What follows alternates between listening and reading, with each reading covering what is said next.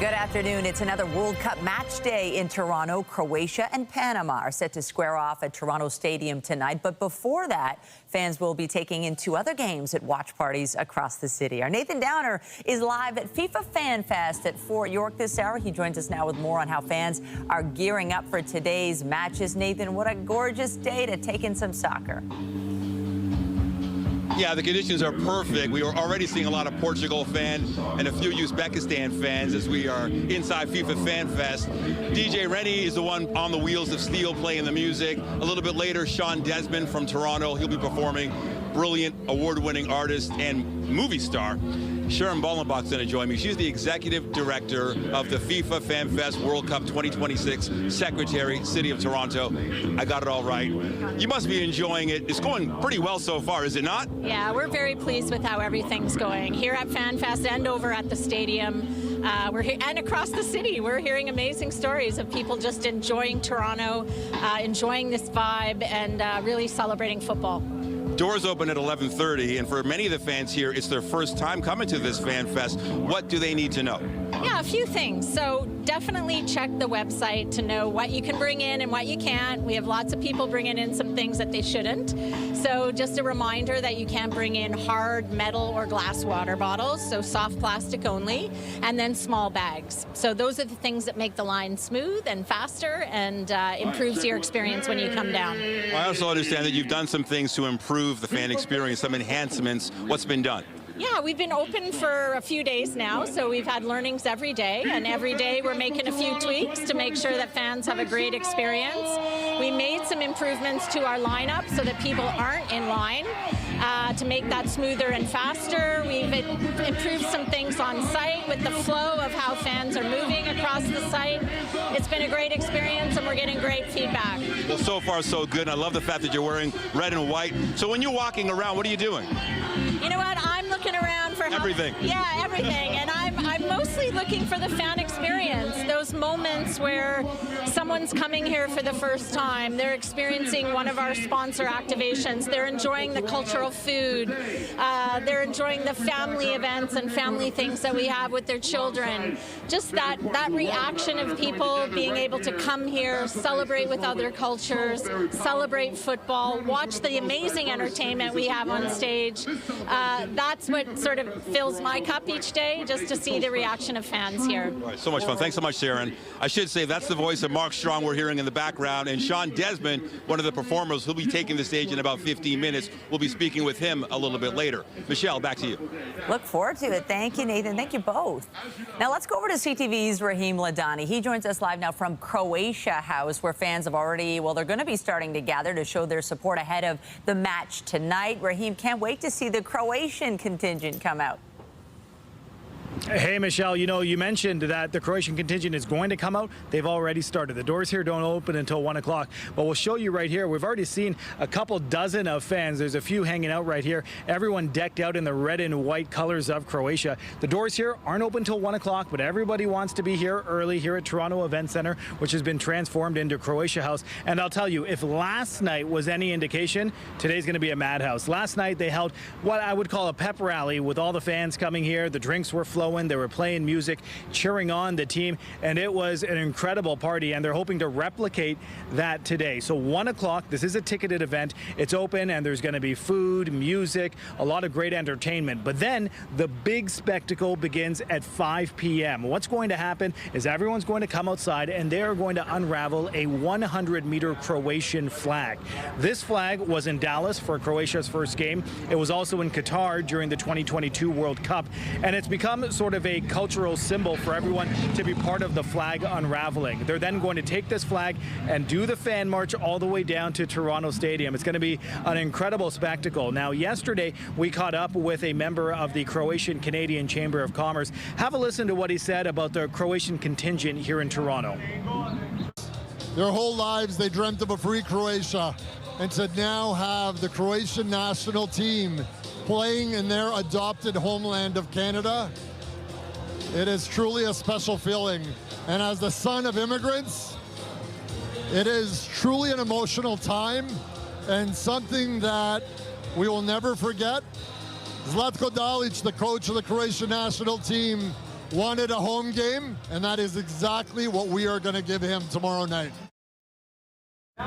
So you can see right there, they're expecting a big turnout, and I mean, why not, right? The GTA is home to the largest Croatian community across North America. There's around 130,000 spread right across Canada, and many of them have made the trek here to Toronto for this game. And so, Michelle, it's going to be an incredible match, but well before the match, the festivities kick off here at 1 o'clock. For now, I'll send it back over to you. Thank you, Raheem. My baka, Milka Maksimovic, is one of them. She can't make it out, but I know she'll be watching that match tonight on TV. But first, we have Portugal and Uzbekistan, and our Jess Smith is live at Bairradas, where Portugal fans have gathered to cheer on their squad this afternoon. The match is next hour. Jess, seeing some folks there already? Oh, yeah. Even before the restaurant opened, Michelle, there were people lining up outside, and the excitement is starting to build. I feel like Portugal's the heavy favorite here, but it's the World Cup, and we know that anything can happen. Some of the fans here nice and early are Mike and Sierra. Obviously, you know, Portugal's got Cristiano Ronaldo, and everyone talks about him, but the last game against Congo was a little bit tough. What are we expecting today? I expect him to respond, make the right plays, and hopefully Portugal comes out with the win. So we were talking earlier. This is Sierra. I have to ask you, do you have a favorite player on Portugal? Cristiano Ronaldo. Who's going to win today? Portugal. By how much? 2-0. That's a pretty big prediction. I like it. We got lots of fans here getting ready. I mean, obviously, it's very, very exciting. I feel like Portugal's always got the ticket when it comes to a really big fan base. But how has Toronto shown up? Because I feel like you have a ton of people with Portuguese backgrounds that live in and around the city. But how have you seen the community show up? I think they've shown up. Everyone's, showing support, and, vibes been good. Honestly, I'm so excited. We still have some time before the game starts. I know she gave her prediction. What's your prediction for this game? I'm going with 2-0. I trust my daughter's gut. Okay, very nice, very nice. But we got some people getting ready here. The patio's already full, Michelle. Lots of fans. I see a nice jersey over here. I'm going to call you up here because you're cute as a button. Come on over here. You look so good. Come on up. I have to ask you, I mean, obviously you got the fam here. Why did you want to come out today? My daughter is the one who arranged everything, and you know what? We love to get together, and this is exciting for us, so go Portugal. What is it about the World Cup that gets people going? I mean, it doesn't matter what country you're from. It doesn't matter whether your country's in the World Cup or not. I feel like there's just something about this particular tournament that brings people together. What is it? I don't know. It's just the energy of your country and the passion for your country. Yeah, I'm serious. Excitement, and like my husband was born and raised in Madeira, Portugal, so for him this is huge, right? Mike, come up here. Listen, he's focused. He's getting ready for the game. We'll be here all day, so we're going to talk to you guys as the game gets started. But, Michelle, we're going to send things back inside for now. I feel like 2-0's probably a good guess, but you never know because truly anything can happen. We're here at Bairrada all day. We'll send things back inside to the studio. Thanks, everyone. And so many people, they identify with multiple countries, maybe Portugal, but also Team Canada. Team Canada making its final preparations before taking on Switzerland in Vancouver tomorrow. Huge game. The team was back on the practice pitch yesterday. Both Canada and Switzerland have 4 points through their first 2 games. Canada has a slight advantage in Group B due to a better goal differential. That means Canada would win the group by securing a victory or a draw against the Swiss. I think we're in a great moment, and I think we just have to keep doing what we've been doing over the last game and last few games. I think it just all came together against Qatar, and we have to keep that momentum and keep pushing. And I think the guys are ready for it and ready to perform. For the Swiss, to be honest, you'll just find out on the game. I can't really tell you anything, but you'll find out.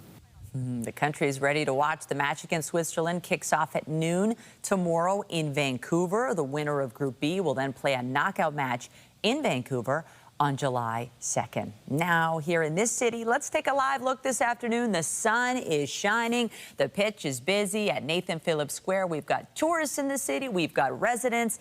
Lots of folks with a whole bunch of plans on a Tuesday in June. Lindsay Morrison is here with a look at the current conditions, and they're quite nice. Yeah, very nice, Michelle. We've talked recently about how nice the weather has been in Vancouver recently for those Canada games, but we've got a great day here at home as well. It is 22 degrees this hour at Pearson Airport. Glorious sunshine, winds out of the northwest today, providing a little bit of a light breeze and perhaps some relief from a bit of heat this afternoon. All is clear on the satellite and radar. We don't have to worry about the chance of showers or the risk of thunderstorms, at least not for today.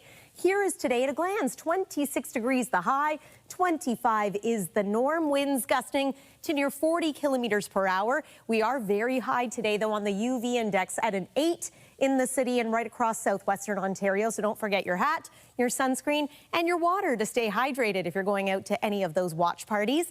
Coming up, we'll take you through your forecast for game time tonight, plus how the rest of the week is shaping up. That's ahead. For now, Michelle, back to you. Thank you, Lindsay. York Regional Police are investigating after shots were fired at a home in King City this morning. Officers called to a residence in the area of King Road and Keele Street around 2:15 in the morning. The home was hit by gunfire, but no injuries have been reported. Police provided an update at the scene.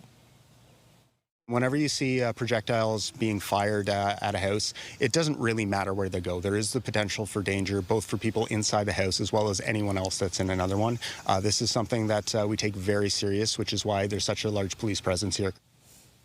Police have not provided any information on possible suspects at this stage. They're asking anyone who might have details to come forward. Police responded to a single vehicle crash on Yonge Street south of Lawrence early this morning. A pickup truck crashed into a pool in the area around 5 a.m. with the traffic light being knocked over. No injuries reported in connection with this crash. The cause is under investigation. There's a new poll suggesting a tight race between Olivia Chow and Brad Bradford. The survey conducted by Main Street Research finds 43.6% support for Chow, followed by Bradford at 38%. Meantime, 60% of respondents say the city is on the wrong track, with less than 25% saying Toronto is heading in the right direction. Chow's approval rating sitting at 41% with this poll. Former Mayor John Tory offered his thoughts on the race. This is one of those things where it's going to be that kind of a race. It's going to be close. There's two people principally that are there, and I think she still has the advantage because she's the incumbent. It identifies in the poll as well the Island Airport as being unpopular. Yeah. That, I think, over time will help her, just in the terms of her exploiting that issue a bit, but we'll see. The poll has a margin of error of plus or minus 2.9 percentage points and is considered accurate 95 times out of 100. Several First Nations east of the city are set to become owners of a new nuclear reactor in Bowmanville after striking a deal with the federal and provincial governments. Ottawa and Ontario providing loan guarantees of $700 million to the 7 Williams Treaties First Nations. The guarantees will turn into equity for one of the 4 small modular reactors being built at the Darlington new nuclear project. Ontario Energy Minister Stephen Lecce says this is the first equity partnership with First Nations on a nuclear reactor in the country. Still to come on CTV News at noon, the number of Canadian tourists visiting the U.S. has increased despite the ongoing trade war. We'll have more on the data a little later in the newscast. But first, an investigation is ongoing following a deadly shooting in Montreal yesterday that killed a police officer and a civilian. Police across the country have been warned about a possible manifesto linked to the shooting, calling for officers to be targeted. The shooting happened in Montreal's Côte-des-Neiges neighborhood after police responded to reports of a gun pointing out from a hotel window. An emergency alert was issued about an armed and dangerous suspect, with police locking down a large section of the city for several hours. Montreal police have identified the officer who was killed as 34-year-old Mohamed Lamine Benradouane, a 5-year veteran of the force. A female police officer was also seriously injured. Meanwhile, advocacy group the Center for Israel and Jewish Affairs has identified the civilian as Michael Mizrahi. The gunman was also killed during the police response. Montreal's police chief has described the situation as a nightmare. It's a real nightmare. And knowing that you get engaged in the police to protect and serve and get killed, well, it's a dramatic moment for me as a chief. It's a nightmare. And but we have to be solid. We have to be solid for our lady police officer who survived. A manifesto that is more than 100 pages long was found in the hotel room. It includes references to incel ideology, resisting the emancipation of women and the pornography industry. It also lists several groups, including police, to be targeted. A Canadian trade mission is currently in Japan, focused on securing economic partnerships. More than 300 delegates from 175 companies have joined the economic venture, representing about 30% of the companies that work in Canada's defense sector. CTV's Judy Tran has the latest from Tokyo. A bilateral agreement to share security information and equipment recently came into effect between Canada and Japan. That's opening the door to buying and selling more defense equipment and services to the Japanese. As part of a Team Canada mission to Japan, Defense Minister David McGuinty led a group of more than 40 Canadian security companies to explore partnerships. He boarded a newly commissioned stealth warship produced by Mitsubishi. The frigate is an example of what the Japanese want to export. Australia is buying a fleet, and New Zealand may be interested as well. Canadian businesses are looking for opportunities to augment what the Japanese are building. Well, we have right now all of these different business folks who are here, who are going to be meeting with their counterparts to see where we can do trade, where we can exchange, where we can sell Canadian know-how, where we can purchase Japanese know-how, where there might be a joint venture opportunity. Both Canada and Japan are spending about 2% of GDP on defense right now, and both countries are under pressure to spend much more. Japan is surrounded by China, Russia, and North Korea, nations which have nuclear weapons. As for Canada, it has committed to spending 5% of GDP on defense by 2035. Prime Minister Mark Carney is expected to map out how Canada will reach that target when he attends the NATO summit in Turkey in 2 weeks. Judy Tran, CTV News, Tokyo.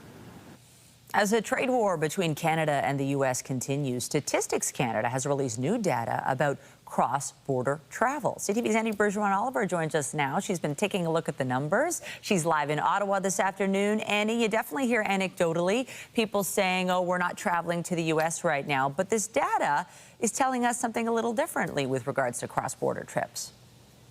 That's right. And you know what? It's interesting, too, because while I'm also hearing from friends that they don't want to travel to the United States, I'm also seeing a lot more people I know who are starting to travel to the United States. And that is actually reflected in this data. So for the very first time in April, travel to the United States by Canadians actually picked up. There was a 1.8% increase in the number of Canadians who went to the United States in April for a total of 2.4 million trips. Now, you might not think that that's substantial, but this 1.8% increase comes after 15 months of consecutive declines. In March, for example, there was a 6.4% decline in the number of people who were heading to the United States. Now, if you look at April 2026 compared to April 2024, you're still seeing about a 26% decrease in the number of Canadians who are heading to the United States, but it is starting to pick up.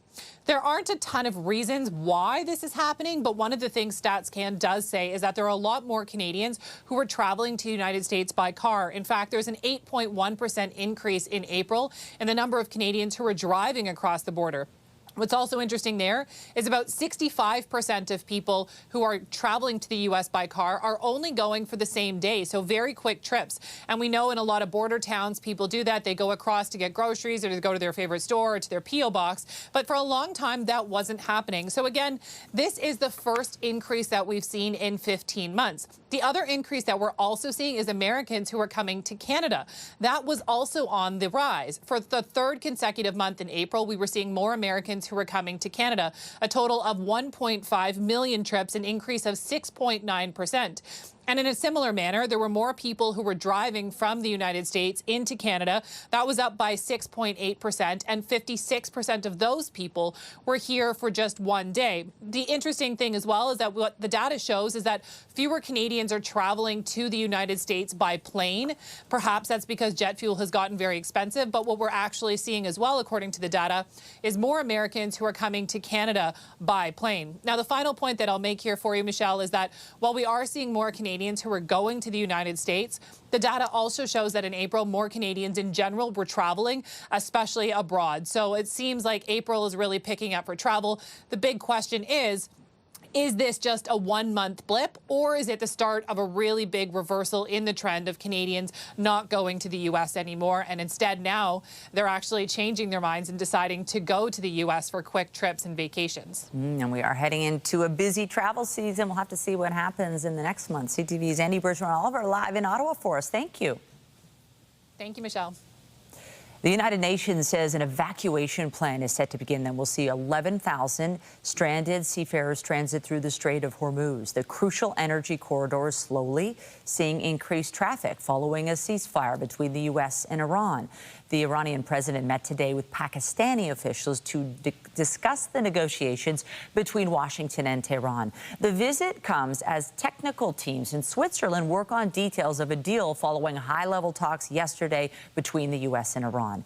Elsewhere, Lebanon and Israel begin a new round of negotiations in the American capital today. Tehran insists a ceasefire between Hezbollah and the Israelis must be part of its negotiations with the U.S. Over in France, 40 drownings have been, there have been 40 drownings in the past week as the country seeks relief from searing heat. People across Europe are being exposed to extreme, exceptionally high temperatures. France is most affected so far. About half the country is under a red heat wave alert. It recorded its hottest day ever today, 29.8 degrees.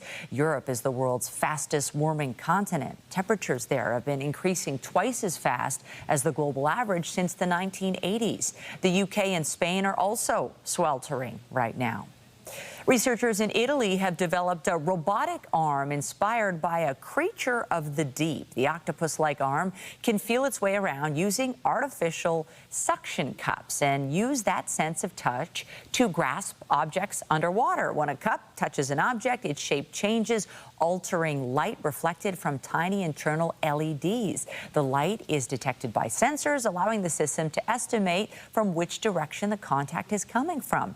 The prototype is a softer alternative to rigid robotic arms and is intended for delicate, cluttered, or hard-to-reach environments. Lindsay.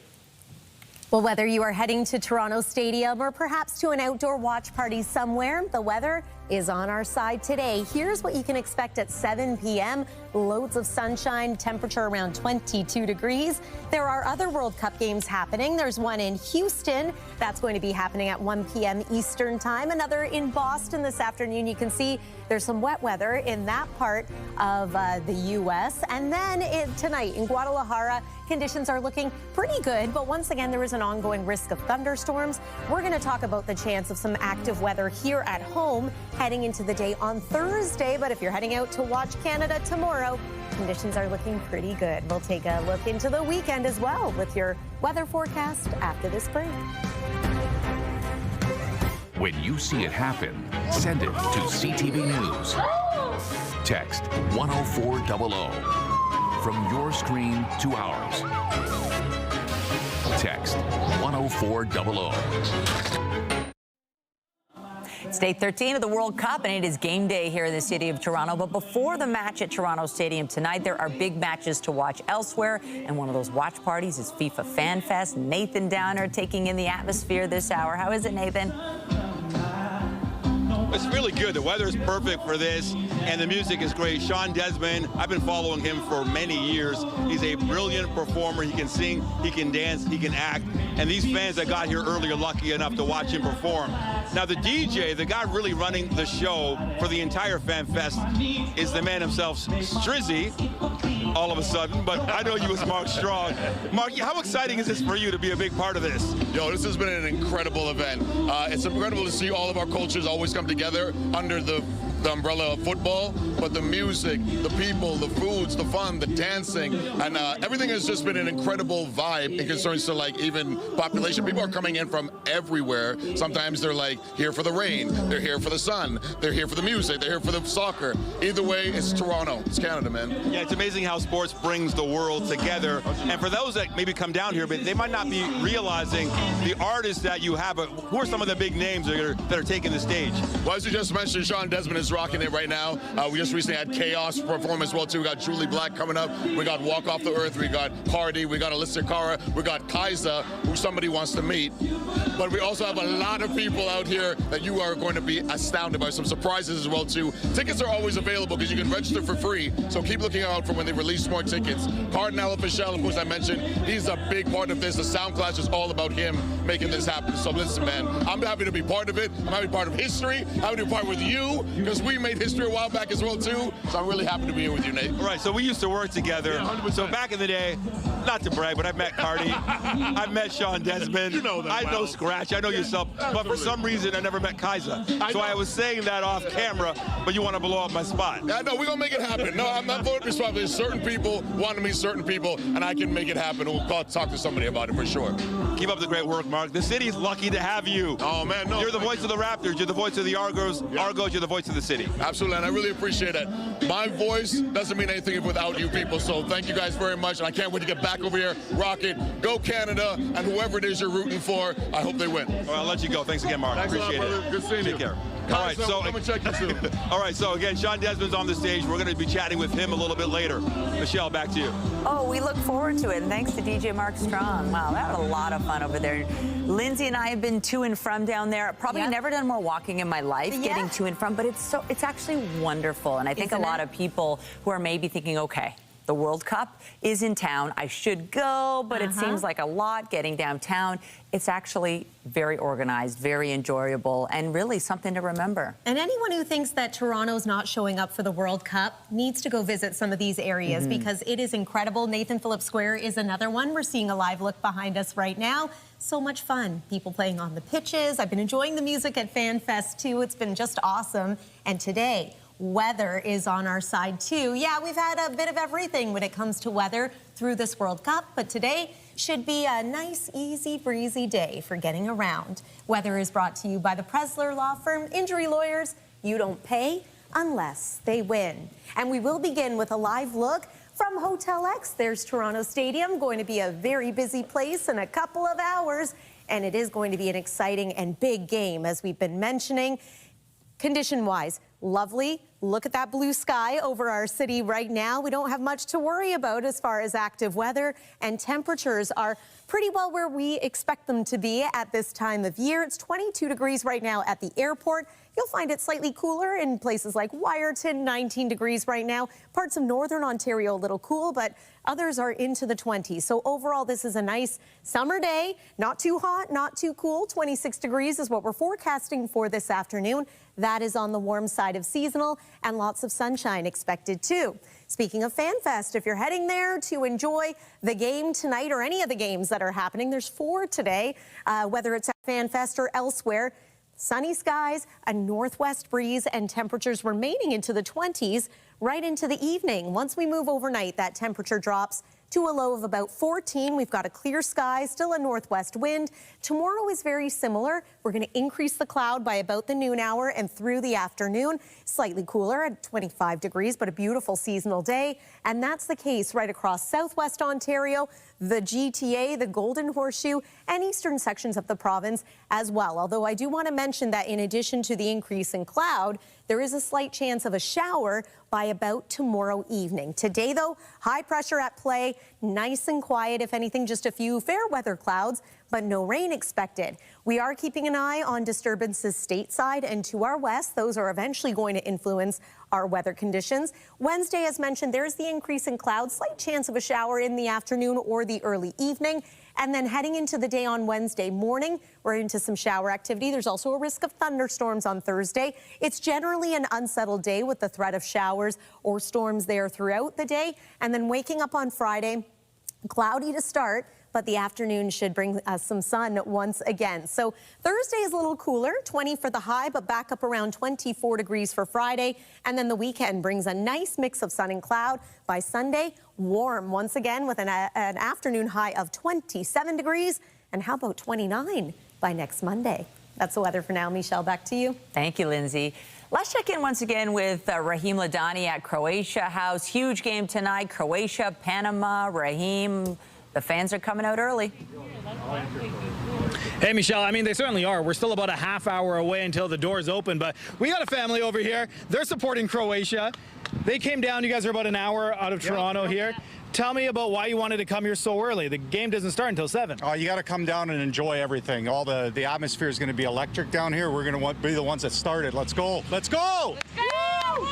What does it mean to be here with your family here and to be celebrating your culture? It means everything. I've always wanted to come here, even when I was a little kid. Yeah. And my uncle brought me down here, and it's just amazing. That's awesome. Anita? Yeah. To be celebrating the Croatian culture on the world stage, you know, a lot of times in Toronto we're talking hockey, we're talking basketball, baseball, not always soccer. Yeah. But we know in Croatia it's in their blood, right? Yeah. What does it mean to see that culture here in Toronto? It means everything. I don't even have the words. It means so much. Last question here. Let's talk about the game. All right, the game. Things didn't go well match 1. No. You need a result today if you really, but you guys have had strong showings, right? Runners up, finishing 3rd place in the last World Cup. What are you expecting for today? I'm expecting 3-1. They always do, you know? Do what we always do. And what they always do? Croatian fans, they show up. And they're going to show up because at 5 o'clock, they're going to unravel a 100-meter Croatian flag. And then they're going to march down all the way down to Toronto Stadium. It's going to be an incredible spectacle. And Michelle, we're going to be here for all of it and bring it to the viewers right across Toronto. We'll send it back over to you. Can't wait to see it. And the Panama fans, last time they had a game in town, they were allowed to. It's going to be quite the day. Appreciate it. Thanks to everybody. We're going to take a short break as we look at the beautiful Toronto Stadium, the lake glistening this hour. You're watching CTV News at noon. More to come. Stay with us. The Blue Jays will be looking for a 3rd straight win when they continue their series with the Houston Astros this afternoon. This is in the air to left field. Varsho going back to tag. Alvarez the catch. Moonshot of a flow to the plate. I mean, that just sailed over home plate. Varsho scores easily. The Jays broke a 2-2 tie with a sacrifice fly in the 7th inning last night. They went on to win the game 4-2. First pitch for Game 2 of the series is set for 4:07 at Rogers Center. Shane Bieber gets the start for the Jays, making his season debut after returning from injury. Former stroke patients are returning to Brantford General Hospital as part of a support program to help others recovering from their own strokes. CTV's Karis Mapp has the details. John Racine is back on his feet only a month after one of the scariest nights of his life.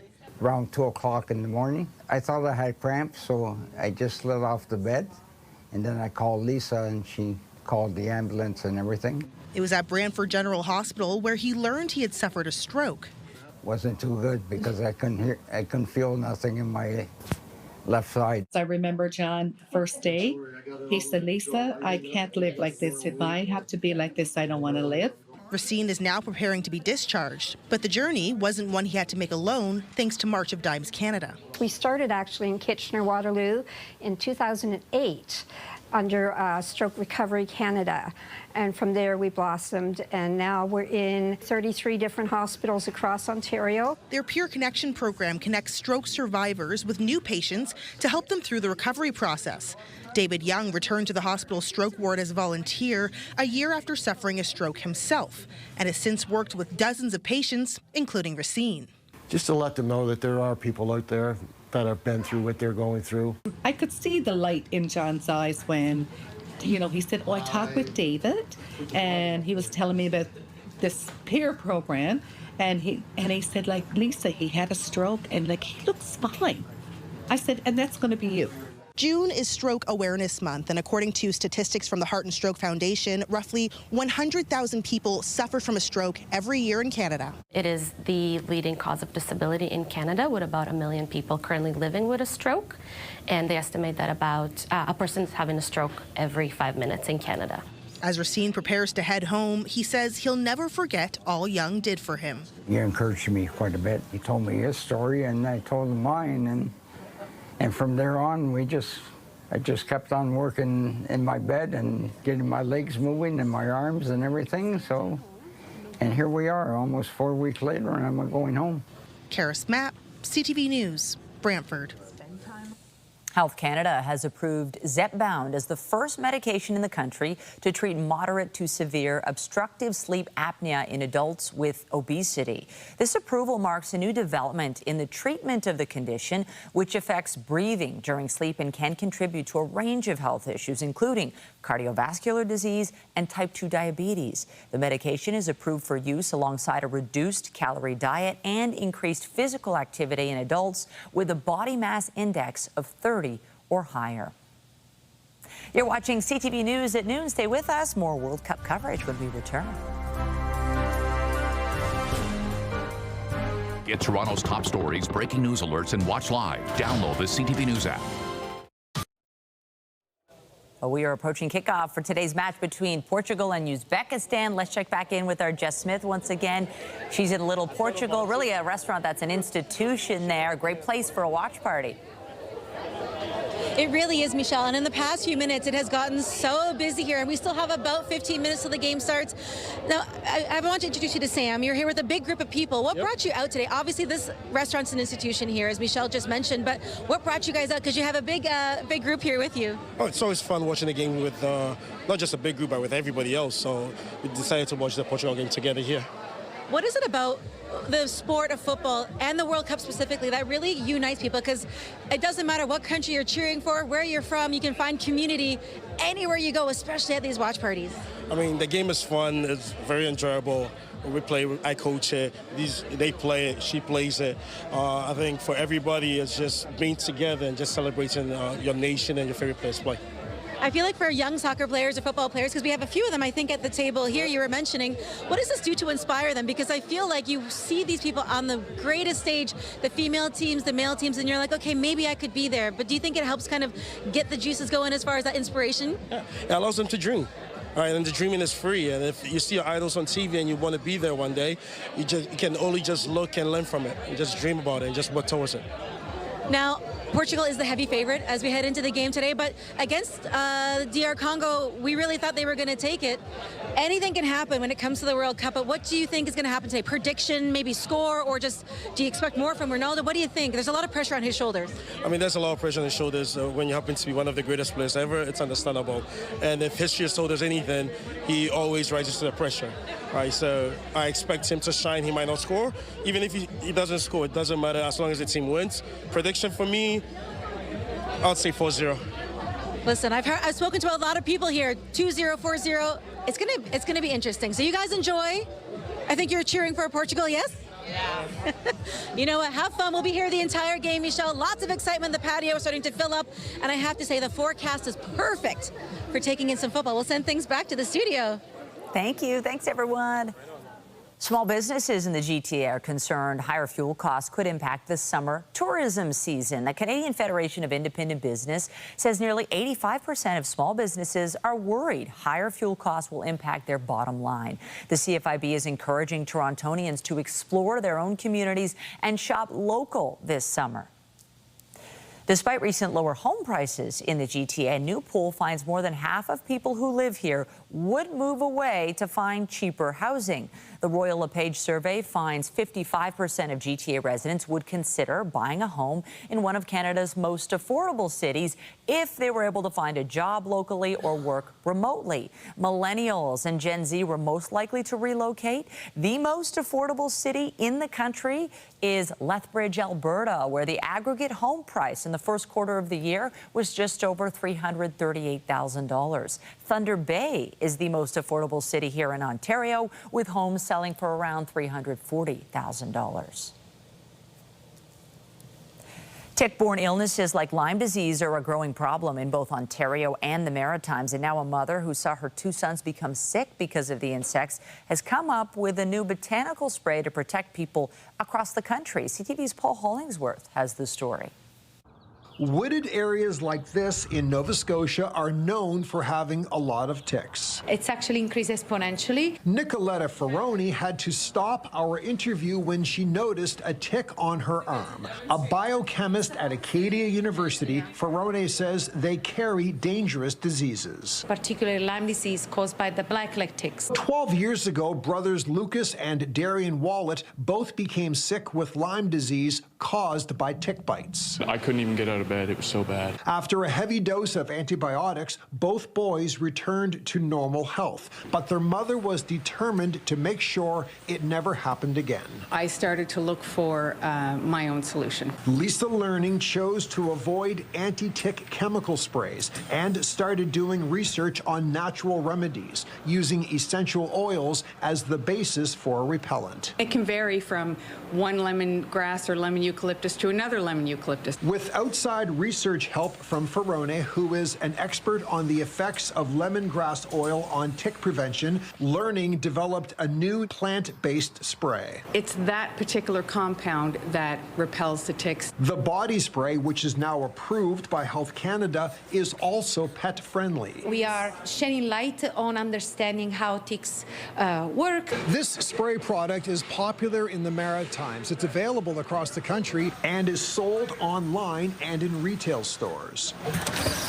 It's being used by a lot of people in Ontario, which also has a growing tick problem. We cannot really make a differentiation between which provinces has more ticks than others. The idea started as a homemade remedy. This factory warehouse now produces thousands of bottles of tick repellent. In the beginning, it was just to protect my kids. Learning hopes this spray will also protect people across the country from ticks, with the warm summer season about to begin. Paul Hollingsworth, CTV News, Blockhouse, Nova Scotia. Air Canada has reached a deal with more of its workers. The airline says it has ratified 2 new contracts with finance and clerical employees. The agreements cover roughly 170 finance employees and 115 clerical employees. Meantime, the ratification of a 3rd agreement is still in progress. It would cover roughly 11,000 maintenance, airport airside operations, cargo, and cabin service employees. Toys R Us Canada may be getting another chance thanks to a court ruling. The court has granted approval for the business to be split among 3 buyers. They include the owner of Party City and current Toys R Us Canada owner Doug Putnam, who has indicated he wants to keep operating the chain or rebrand it. The deal will transfer 10 store leases as well as inventory, equipment, contracts, and bank accounts to Putnam. You're watching CTV News at noon. Stay with us. We'll check in with Nathan after the break.